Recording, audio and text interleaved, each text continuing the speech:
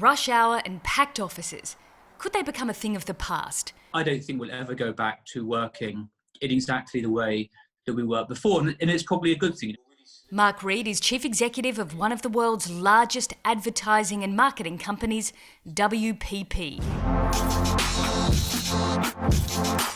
With 107,000 staff in 112 countries, when coronavirus hit, the company sent everyone home.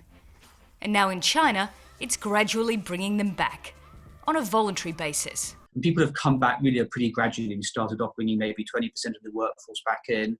Then we're around 50% on alternate weeks. And I'd say today we're running at about 85, 90% of capacity. But I don't think we'll ever go back, as I said before, to having 100% of people in the office at any one time.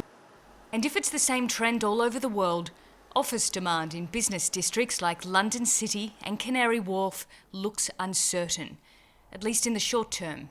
Many companies will find that it will be far more difficult to get people back into the office than it was to shift them to remote working in the first place.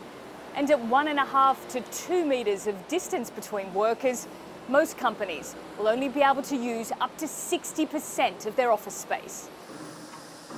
Still, construction of shiny new offices like 22 Bishopsgate is still continuing. But companies are taking another look at their property portfolios and thinking, do we need it? We spend about £600 million on real estate or property a year.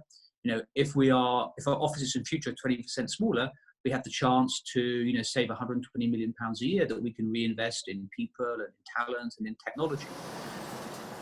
Commercial property consultant Luke Philpott says office rents are steady for now, but will likely drop next year.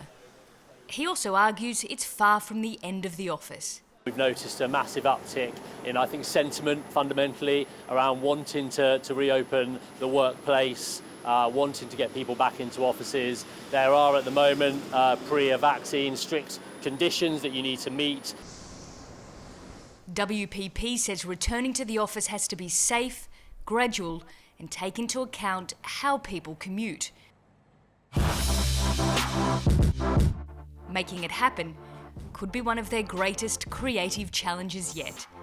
Nicole Johnston, CGTN, London.